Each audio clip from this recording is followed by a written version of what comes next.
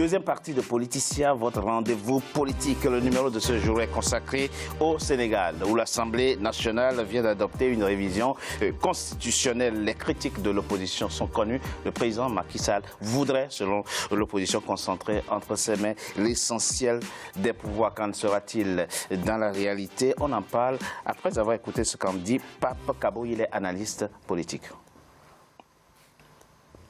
Le régime sera forcément présidentiel, parce que l'essentiel des pouvoirs sera concentré entre les mains du président de la République, Macky Sall, qui aujourd'hui sera seul maître à bord, puis je peux m'exprimer ainsi.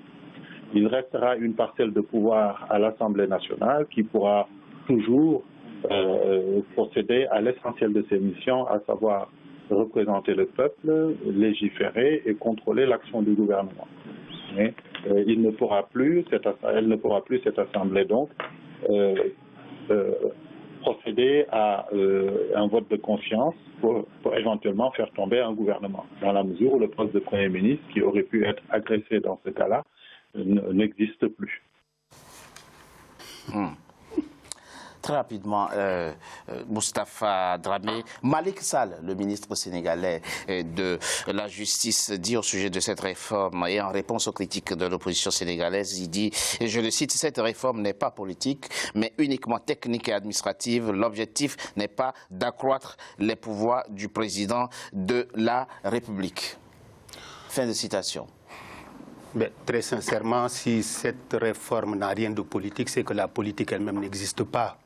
Franchement, à un moment donné où on supprime un poste pour se rapprocher, pour rapprocher le Premier ministre de la présidence, le Premier ministre qui devient secrétaire général de la présidence, si ça, ce n'est pas que... Non, c'est pas ce qui est dit dans... Vous parlez de la personne du Premier ministre actuel, oui, ou bien du poste de Premier ministre? Le poste de Premier ministre, non, le Premier ministre actuel, il devient le secrétaire général de la présidence. Oui, mais ce n'est pas la même chose. Mais je veux dire par là, dès l'instant où on a supprimé le poste et qu'il devient le secrétaire général à la présidence, c'est le même homme, mais c'est le même président. Ce n'est pas les mêmes attributions. Mais justement, j'y viens. La fin de l'attribution, c'est ça. Ça veut dire quoi? Que cette concentration, ce poste qui était alloué au Premier ministre, revient finalement au président de la République. Donc forcément, on va vers un hyper-présidentialisme. On y va. Moi, j'ai même employé... Et quels sont les risques que vous voyez? Les risques qu'il y a, c'est trop de pouvoir dans les mains d'un seul homme qui, pendant 7 ans, nous a montré qu'il pouvait faire ce qu'il veut, quand il veut. Non. Par rapport à l'exécutif. Monsieur Dramé, on va parler plus concrètement. On y va. Qu'est-ce que le président Macky Sall pourrait demain faire qu'il ne pouvait pas faire hier avec l'existence du Premier ministre, selon vous? Parce que le pouvoir concentré dans sa main, dans un premier temps, c'est ce qu'on a dit tout à l'heure, les députés ne sont plus ce qu'ils étaient et ce qu'ils sont. On est d'accord. Dans ces deux attributions. Dans les attributions. Le président ne peut même plus dissoudre l'Assemblée nationale. D'accord. D'accord. Dans un troisième point, les députés ministres qui aura perdu son poste reviendra comme député. Donc ça change quelque chose dans ce cas-là. Un troisième point, c'est que la réduction du pouvoir des députés parce que le législatif vient à la solde de l'exécutif. C'est la déduction que vous faites. Ah oui, ça c'est la déduction. Ce qui va se décider, c'est que le président qui a le pouvoir, le maximum de pouvoir, l'hyper-pouvoir, qui devient donc, moi j'appelle même ça un président impérial, pour ne pas dire un empereur présidentialisé. Parce qu'il nous a habitués à faire des choses, à dire des choses et faire le contraire. Il nous a habitués à manipuler la justice, il nous a habitués à manipuler les députés, il nous a habitués à manipuler toutes les institutions du Conseil constitutionnel, à la magistrature, jusqu'au bureau, jusqu'aux agents. Vous n'êtes pas un peu dans l'essai quand vous parlez de manipulation des institutions de la République? Je ne m'invente pas, ça se voit tous les jours. Le président Macky Sall manipule les juges constitutionnels du Sénégal? Mais ce sont ses amis qui sont là. Ce sont ses amis? Mais oui, le Conseil supérieur de la magistrature, qu'est-ce qui se passe là-bas? Il avait proposé écourter son mandat et les juges lui ont dit non. Les juges constitutionnels. Et il n'y a pas que ça. Il n'y a pas que ça. Très bien. Alors, rappelons quand même, avant de continuer, que le Sénégal est l'une des démocraties les plus abouties du continent. On ne va pas parler du Sénégal comme si on parlait d'un pays qui n'avait pas des acquis démocratiques. La question aujourd'hui, M. Dia, vous êtes juriste, c'est Y a-t-il un meilleur ancrage démocratique quand le président de la République ne peut plus présenter devant la représentation nationale un discours d'orientation, comme il a l'habitude le Premier ministre, pardon, comme il a l'habitude de faire, et que véritablement les députés, c'est-à-dire les représentants du peuple, ne puissent plus démettre un gouvernement? Est-ce que c'est une démocratie aboutie? Est-ce que la démocratie sénégalaise s'améliore dans ces conditions? Monsieur Togbé, déjà je vous remercie. Au préambule de votre intervention tout à l'heure, vous avez reconnu que la démocratie sénégalaise est un exemple. Absolument. Est un exemple sous-régional. Et il doit le rester. Est un exemple régional, est un exemple international. Absolument. Contrairement, parce que moi, quand vous m'aviez convié à ce débat technique, je m'attendais à une analyse dépouillée de tout subjectivisme sur cette question effectivement essentielle, en l'occurrence, qu'est la suppression de ce poste de Premier ministre. Faudrait-il préciser que le poste de Premier ministre, c'est un organe, ce n'est pas une institution. Au passage, si nos contradicteurs l'ont oublié, ce n'est pas une institution. D'ailleurs, contrairement à certains juristes qui avaient cru clamer, étonner un peu partout que la suppression de ce poste de Premier ministre va de pair engendrer la suppression du poste de la notion de gouvernement dans le corpus constitutionnel. Ce qui est archi faux. Et on a bien remarqué que l'article 6... Le politologue sénégalais, si vous permettez, très rapidement, c'est une petite parenthèse, Cheikh Diallo dit précisément, il parle de déséquilibre des pouvoirs, il dit avec un régime, actuellement, on aboutit, ou plutôt on évolue vers un régime présidentialiste où le président n'est plus le chef de l'exécutif, mais devient l'exécutif lui-même. Eh oui, bien sûr. Vous savez, le camarade et ami Cheikh Diallo, je le connais personnellement, par respect effectivement à ce qu'il fait dans le cadre de son institution pour la rhétorique et autre chose, je ne vais pas entrer dans des considérations critiques. Mais autant, pas que Cheikh Diallo, pas mal de juristes qui ont annoncé le sexe des anges avant l'heure se sont ramassés. Mais je dis, expliquez aux Sénégalais qui nous suivent en quoi la démocratie sénégalaise s'améliore aujourd'hui, avec ce rapport nouveau qui existe désormais entre l'exécutif et le législatif, c'est-à-dire l'exécutif n'est plus responsable devant le législatif. Déjà, il y a un postulat de départ qu'il faudrait considérer. S'il vous plaît, allez-y. Le Sénégal est un régime semi-présidentiel jusque-là. Un régime semi-présidentiel qui, dans son fonctionnement organique et fonctionnel, a toutes les caractéristiques d'un régime présidentiel. Monsieur Macky Sall, en supprimant le poste de Premier ministre, il a bien motivé, bien expliqué. La pédagogie explicative, il a bien fait. Cette obligation d'information vis-à-vis des Sénégalais, il l'a suffisamment remplie. C'est pour aller vite. Cette notion de fast-track. Au-delà de cette notion, le président de la République au Sénégal, il est le garant des institutions, il est la clé de voûte. Il nomme le Premier ministre, il le dégomme. Contrairement en France. En France, le président nomme le Premier ministre, mais s'il n'en a plus besoin, il l'invite à démissionner. Oh, tout est formalisme. Non, le reste, c'est une question de formalité. Mais peu importe, allez-y. Donc, de ce point de vue, au-delà de ça, sincèrement, si réellement les critiques acerbes que nous servent l'opposition sont aussi essentielles et sont aussi sincères, mais pourquoi ils se sont dérobés? Par rapport à quoi? Par rapport à hier, à la session où la constitution a été... Ça a été voté par 120. Non, mais au-delà de ça, le contradictoire nourrit la démocratie. Il y a cette abstention et cet opposant. Parmi les 38 députés de l'opposition, il n'y en avait que 14 députés. Monsieur Dia, aidez-nous à sortir de cette émission en retenant ce qui, fondamentalement, dans cette réforme, améliore la démocratie sénégalaise. S'il vous plaît. Donc, quelque part, vous voyez bien, c'est bien beau de critiquer, mais il me semble que ce qui était... Et puis, les ténors de leur parti, ils étaient tous absents. D'ailleurs, le communiqué était tellement laconique. On voit réellement qu'il n'y avait pas lieu, il n'y avait pas matière à fouetter un chat. Mais c'est vous qui êtes en train de critiquer. Un poste de Premier ministre, c'est le premier des ministres qui saute. Mais au-delà de ça, Mais on ne parle plus du Premier ministre. C'est fini, c'est supprimé.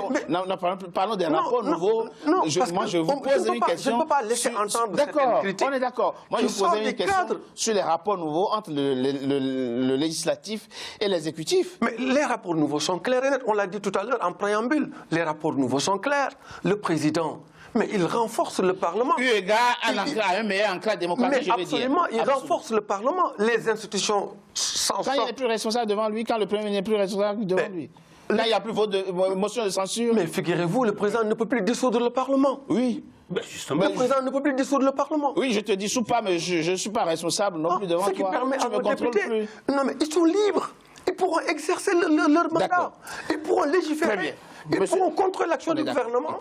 Et depuis la réforme de 2016, ils pourront même former des commissions d'inspection. Ce qu'ils sont en train de faire d'ailleurs sur le dossier de Sonko. Ou les commissions parlementaires, les fameuses commissions d'enquête parlementaire. Costem Bedounou, monsieur Costem Bedounou, très rapidement. On assiste quand même à quelque chose, et certains analystes le disent déjà à la fin des années 2000. Il y a une espèce de concurrence désormais ou de tendance pour les exécutifs dans de nombreux pays à phagocyter le législatif. Comment se positionner par rapport à ce conflit institutionnel entre l'exécutif et le législatif dans d'autres pays, carrément, on parle même de nomination des députés? En réalité, votre question est pertinente parce que je suppose qu'elle s'applique essentiellement aux États francophones. C'est ça, bien sûr, oui. Et donc, étant entendu que nous nous entendons sur cette question, ça remonte à la Troisième République française. La crise du 16 mai 1877 a provoqué en France le déséquilibre institutionnel tel que les constitutions de 1875, les constitutions, parce qu'il y avait plusieurs lois constitutionnelles, avaient institué la Troisième République. C'était un régime parlementaire dans l'esprit des constitutions. Mais la crise du 16 mai a fait chambouler le régime, donc a créé une forme de déséquilibre institutionnel au profit du Parlement, figurez-vous, pas au profit de l'exécutif. Donc le président est devenu une forme de figurant parce qu'il avait renoncé au droit de dissolution. Et donc le renoncement du président au droit de dissolution a eu pour corollaire nécessaire la consolidation et même la prééminence, n'est-ce pas, du pouvoir du Parlement. Et donc le gouvernement, il y a eu tellement de gouvernements qui ont chuté. 4e République 1946, ils voulaient corriger les erreurs de la Troisième République, donc ils ont rationalisé le Parlement, mais la rationalisation du Parlement n'a pas marché, ça a échoué. Et donc la Constitution de 1958, pour vous montrer que vous comprendrez le lien, la Constitution de 1958, d'ailleurs, ce qui s'inspire essentiellement du discours de Bayeux du 16 juin 1946 du général de Gaulle, en fait, avait fait une forme d'esquisse d'un régime de la Ve République qui devrait être un régime marqué par un président fort. N'est-ce pas? Tout ça pour éviter les précédents qui ont plutôt eu pour conséquence de promouvoir, n'est-ce pas, la consistance des attributions de fait du Parlement au détriment de l'exécutif. Voyez-vous que nous sommes venus de cette histoire pour finalement créer une constitution de instituer une constitution de 1958 marquée par un président fort pour éviter en s'inspirant bien sûr la crise d'Algérie, ainsi de suite. Cela dit, il faut quand même dire une chose. Il faut dire qu'en fait, la conception de la Constitution de 1958, telle qu'elle est le résultat, bien sûr, de l'esprit des constituants, n'est pas la même telle qu'elle est interprétée en période de concordance. En période de concordance, elle est interprétée au profit du président, mais de façon un peu plus exagérée. Mais en période de cohabitation, je suppose que vous le savez, 1988, 1900, ainsi de toutes les 3 cohabitations qui sont intervenues, on a assisté à l'application stricte des dispositions de la Constitution. Le gouvernement donc détermine la politique de la nation sur le fondement des dispositions de l'article 20, alors qu'en période de concordance, le président influence tout. Et je reviens d'ailleurs sur l'aspect que M. Dia avait soulevé sur la question de savoir si en droit français il a raison. Formellement, le président nomme le Premier ministre, mais s'il a envie de le démettre, il l'invite. Le problème, c'est qu'en 1976, on a clairement vu qu'il y a eu, Jacques Chirac a clairement dit qu'il démissionnait parce qu'il ne s'entendait pas du tout avec le président. Et c'était le cas de Chaban Delmas. Voyez-vous que les États africains s'inspirent finalement. À l'époque, la question c'est comment rétablir l'équilibre aujourd'hui. Comment voyez-vous l'équilibre? Vous dénoncez une hyper-présidentialisation du régime politique sénégalais. Où voyez-vous l'équilibre? Comment faire l'équilibre? Moi, personnellement, je pense que nous allons de plus en plus vers ce déséquilibre. Parce que la concentration du pouvoir dans les mains d'un seul homme qui devient bonapartiste, si je viens un peu à l'histoire qu'il vient de traduire, qui devient bonapartiste, et quel homme et quel président, Macky, dont on connaît ce qu'il est capable de faire, c'est inquiétant. premièrement. Non, mais deuxièmement, son action est encadrée quand même. Il Par qui? ne fait pas ce qu'il veut. Par qui? Par Macky n'a aucune action encadrée par aucune institution au Sénégal. Vous le savez très bien. Ah bon? Le Conseil constitutionnel ne dit jamais rien à Macky. Le Parlement lui appartient. Les autres institutions. Le Sénégal ne vit pas sur une planète isolée. Le Sénégal fait partie lui, il vit dans une planète isolée. Des organisations sous-régionales, internationales. Avec, mais la CEDEAO, vous avez vu ce qu'il a répondu à la CEDEAO lors du cas de Khalifa Sall et de Karim. Vous avez vu ça? Non, Macky Sall, ce n'est pas son problème, ça. Non, mais on revient à ça. On revient à notre sujet. D'accord? Le problème, c'est que comme il est le chef de l'exécutif, il va se présenter comme étant plus ou moins le chef du gouvernement aussi. Oui, il bien se sûr, trouve de fait. qu'il n'y a pas de déclaration de politique générale. Donc, du coup, l'Assemblée ne sera jamais démise. Mais, vous savez pourquoi? C'est qu'en prévision de 2022... Ça, on en parlera effectivement. C'est ce que vous pensez? Vous pensez que cette réforme répond à un calcul politicien? Mais bien sûr, c'est une histoire qui s'est écrite avant même de commencer. Il a cette perception d'avoir au moins... Ça, c'est son intelligence. Il voit souvent très vite. Vous le reconnaissez. Non, mais ça, je le dis. Mais seulement, le seul problème, c'est qu'il le fait tellement mal qu'il tombe toujours dans ces mêmes pièges. C'est ça son problème. Il est souvent contradictoire. Oui, oui. Sur ce plan-là, moi, je sais que politiquement, il est bon, mais il est machiavélique.